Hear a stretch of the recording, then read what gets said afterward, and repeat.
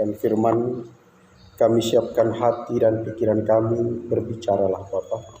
Kuatkanlah kami untuk kami dapat hidup seturut dengan kehendak. Amin. Damai sejahtera Allah yang melampaui segala akal, itulah yang menguasai hati dan pikiran dalam Kristus Yesus Tuhan kita. Amin. Shalom. Puji Tuhan, firman Tuhan yang menjadi pedoman hidup kita dalam minggu ini diambil dari Injil Yohanes pasal yang ke-8 ayat yang ke-30 sampai yang ke-36.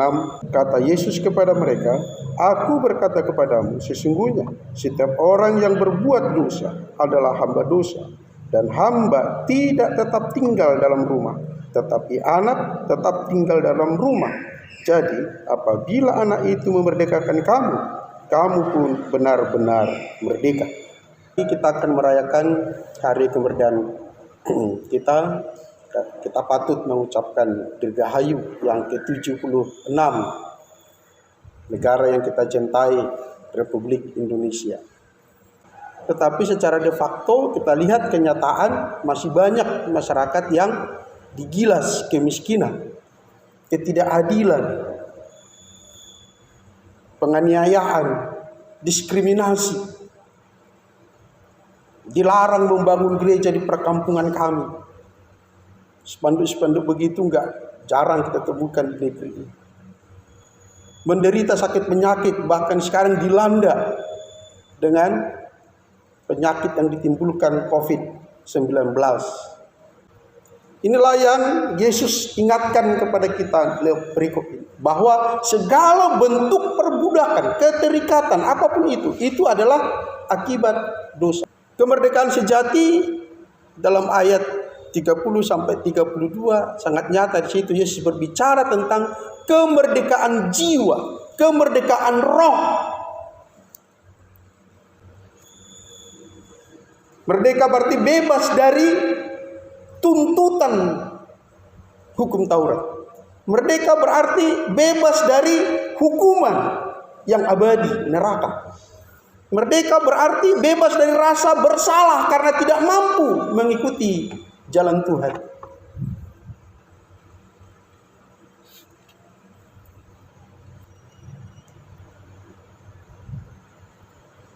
Orang bisa hidup sebebas-bebasnya tanpa larangan pada zaman ini. Bahkan tidak ada yang sanggup menghalanginya menikmati apa yang dia mau. Tetapi kenyataannya dia tidak bisa menghindar dari kematian. Bahwa semua orang harus takluk pada kematian. Lebih daripada itu, dia tidak mampu menghindar, lari dari pengadilan Kristus, penghakiman terakhir, hukuman neraka.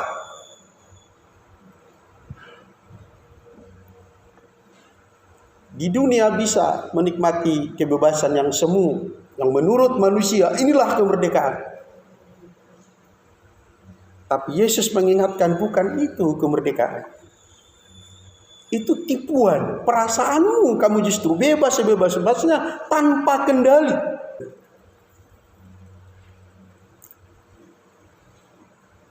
Yesus mengingatkan kembali bahwa orang Yahudi pada masa itu masih terikat dengan dosa. Dosa apa? Bukankah kami keturunan Abraham?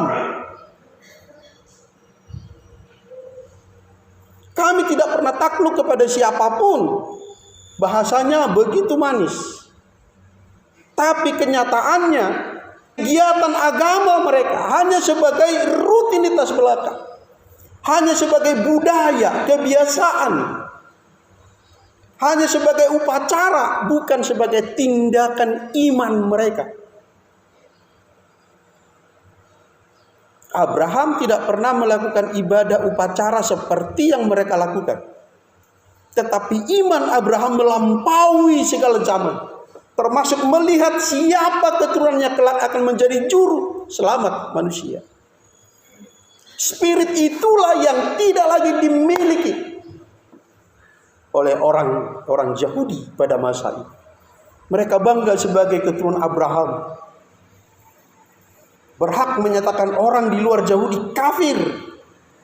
kayu di api neraka. Hanya mereka yang berhak menikmati keselamatan.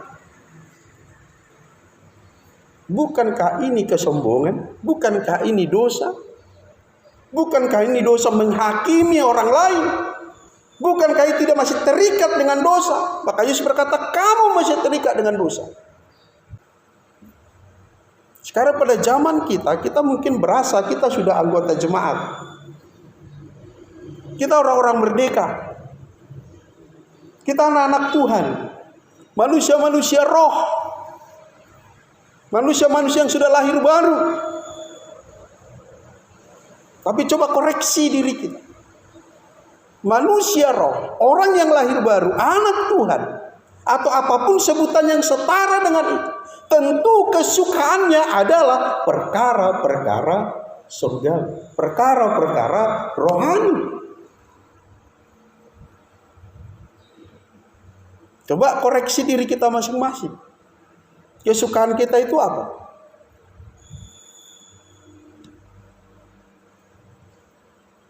Kalau kita masih berat melakukan hukum Tuhan, melakukan kemauan Tuhan, menjalankan agendanya Tuhan, tetapi melakukan kehendak setan, kemauan daging, begitu gampang, begitu mudah, begitu ringan langkah kita.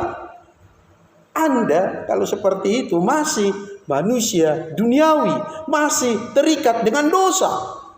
Itulah yang Tuhan mau sampaikan kepada kita, supaya kamu menikmati kemerdekaan yang sejati. Kamu ringan, kamu lepas, kamu enak melakukan apa yang Tuhan mau. Kamu berat, kamu susah, bahkan tidak selera melakukan apa yang dunia mau. Sekarang manusia sibuk memperkarakan apa? Nama Tuhan dan nama setan. Apa nama Tuhan? Yahweh, enggak. Elohim, enggak. Allah Tritunggal. Apa nama setan? Lucifer, bukan. Beelzebul, bukan. Jadi apa? Saudara pun diberkati oleh Tuhan, mau apapun namanya, itu enggak penting bagi kita. Yang penting kamu mengenal musuhmu, kamu mengenal Tuhanmu.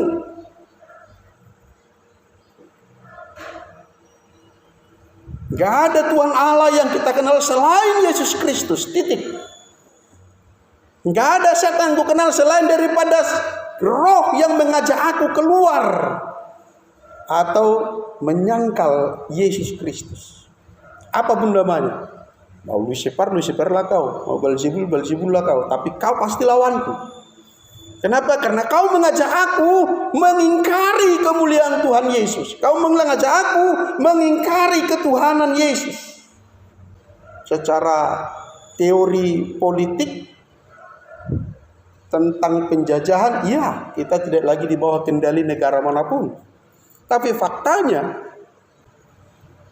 andaikan jadi dibuat mobil SMK, andaikan ya, pasti orang Indonesia lebih milih Wuling buatan Cina. Walaupun sama-sama danga-danga, istilah orang Batak. Belum. Kenapa? Belum sadar di jiwanya bahwa dia punya kekuatan sendiri, punya wibawa sendiri, punya harga diri sendiri. Tidak tergantung pada orang lain.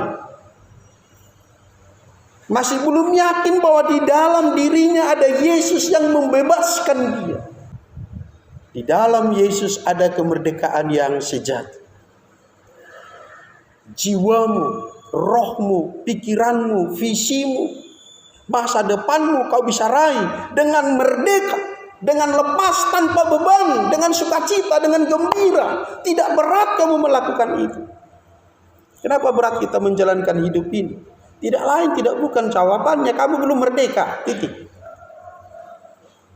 Kamu masih tertekan. Bukan kurang panjang tangan Tuhan menolong kita. Bukan kurang tajam pendengaran. Tetapi yang menjadi pemisah antara engkau dengan Tuhan adalah dosa. Coba kita baca sama-sama ayat yang ke-36. Jadi 1-2 ya. Jadi apabila anak itu memerdekakan kamu, kamu pun benar-benar merdeka. Jadi apabila anak itu memerdekakan kamu, kamu pun benar-benar merdeka. Siapa di situ anak? Enggak lain tidak bukan Yesus kan? Amin. Lah kenapa dia? Bukankah ada orang manusia yang mampu mencapai pencerahan yang sempurna, Siddhartha Gautama? Bahkan Indonesia terkenal dengan Wali Songonya. Orang-orang yang diakui mencapai spiritualisme sampai tingkat yang sempurna. Bukankah orang Batak mengenal Upi Raja Sisingamangaraja yang juga mencapai nilai spiritual yang tingkat sempurna? Kenapa mereka tidak diberi kuasa?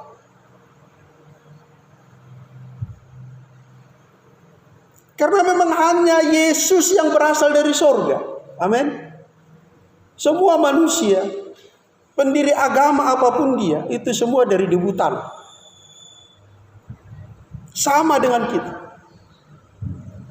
Hanya Yesus yang berasal dari surga. Kedua, hanya Yesus manusia yang mampu hidup tanpa dosa. Sejak dari kandungan sampai mati dan bangkit kembali. Tidak ada manusia yang mampu mengalahkan maut. Semua manusia takluk pada kematian. Karena dia adalah penyataan Allah itu sendiri. Dia adalah gambar dan rupa Allah. Dia adalah anak tunggal Allah. Dia adalah firman yang menjadi manusia. Maka tidak ada yang lain yang berhak memerdekakan secara sempurna jiwa dan rohmu selain daripada Yesus Kristus. Maka dia berkata, jika anak memerdekakan kamu, maka merdekalah kamu. Maka tugas kita adalah tetaplah tinggal di dalam Yesus. Dalam bahasa Yunani tetap tinggal tinggal menetap. Tidak berpindah-pindah. Seperti kereta di atas rel. Selama kereta itu di atas rel, amanlah itu. Tapi begitu keluar, tergelincir, nggak bisa lagi berjalan. Lumpuh itu, mangkrak itu. Seperti ikan dalam air, dia bebas berenang di laut sana. Tapi begitu dia keluar dari laut, matilah itu, tinggal tunggu waktu. Sama dengan kita. Maka hati-hati. Setan begitu licik, maka jangan pedulikan siapa nama setan itu, tapi lihat pekerjaan. Pelan-pelan kita digodanya. Gak apa-apa, slow-slow aja. Gak usah takut, Tuhan kan besertamu. Gak apa-apa. Lama-kelamaan sampai banyak, bahkan hamba Tuhan pun tidak menyadari dia sedang dikendalikan oleh kuasa kegelapan. Dia tidak tahu dia sudah menyeleweng dari jalan Tuhan. Dia tetap merasa hebat, merasa khotbahnya berapi-api, mujizat masih terjadi, tapi kehidupannya sudah keluar dari relnya Allah. Dia telah hampir menyamakan dirinya dengan Tuhan.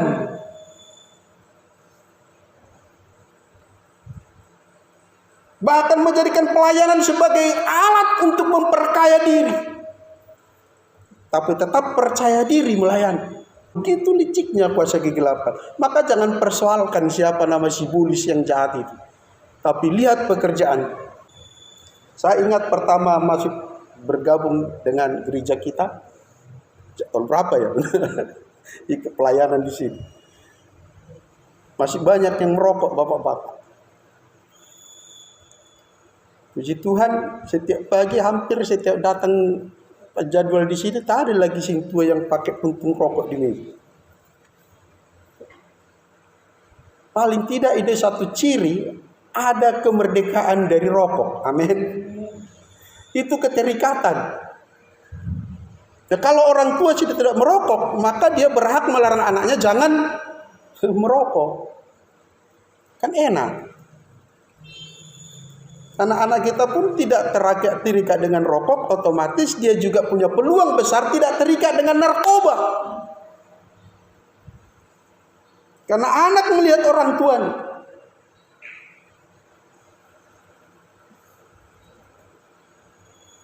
Dan gereja ini dulu begitu kecil, sekarang sudah besar. Jemaatnya dulu berapa, sekarang sudah banyak. Tetaplah tinggal dalam imanmu kepada Kristus. Jangan hanya dalam keagamaan. Agama Kristen itu bukan agama belaka.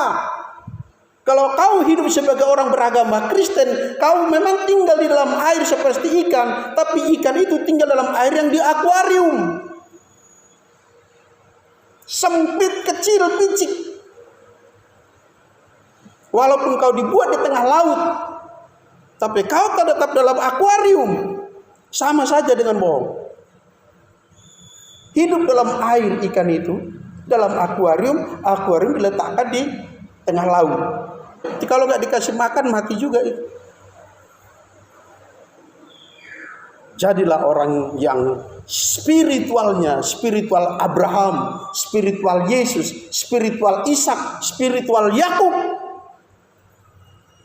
Jadi orang yang spiritual, manusia roh, manusia yang mengikuti keinginan roh, meninggalkan keinginan daging, berusaha mengalahkannya. Setiap hari, setiap saat, dimanapun kita berada. Itulah tugas kita sebagai keturunan Abraham secara rohani, secara spiritual. Spiritnya Abraham itu harus turun kepada kita, pribadi lepas pribadi. Agamamu boleh tidak agama Abraham. Kerohanian ini bahwa jiwa kita, roh kita terikat dengan semangat kepada Allah Bapa dalam Kristus Yesus. Tidak mau tergoda keluar daripada itu. Sehingga kita melakukan firman Tuhan dengan enak, ringan, tidak susah. Bisakah kau setia? Bisakah kau tetap tinggal di dalam Dia? Itu yang menjadi tugas persoalan kita. Dan itu bukan tugas yang sulit. Di samping tadi yang ringan tadi, kasihi. Yesus bilang apa? Pikullah kuk yang kupasang. Sebab kuk yang kupasang adalah ringan. Ringan. Dia ada bersama dengan kita. Dia tidak meninggalkan kita sebagai anak yatim piatu.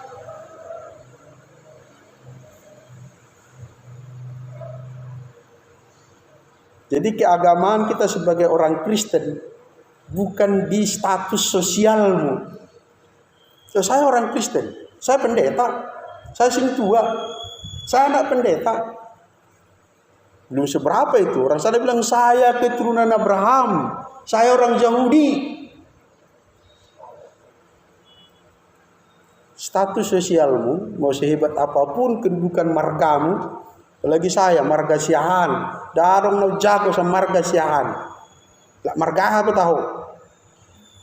Ada marga purba, sepurba-purbanya, seberapa tahun pun purbanya, tetap kami yang Siahan. Siahan itu yang sulung. Dan udah sulung tak sombong pula. Apa persedannya? Somba debata. Udah dia yang sulung, yang hebat dari semua yang ada. Dia bilang, bukan aku. Tapi dia batal. Tapi apakah itu membuat dia merdeka? Enggak. Yesus yang memerdekakanmu. Dan kalau Yesus menyatakan, kau sudah merdeka. Sudah, jangan kau pertanyakan lagi. Tapi kemarin aku berdosa, bertobat. Kau harus manusia baru setiap hari, diperbaharui setiap hari. Tuhan tidak melihatmu siapa kemarin, siapa dulu. Siapa kau sekarang di dalam Tuhan? Siapa kau besok? Siapa kau lusa? Itulah kata tetap. Menong, tidak berpindah, statusmu tetap di situ. Dan itu membuat kau berbuah. Ranting tidak bisa lepas dari batang. Kau akan berbuah lebat.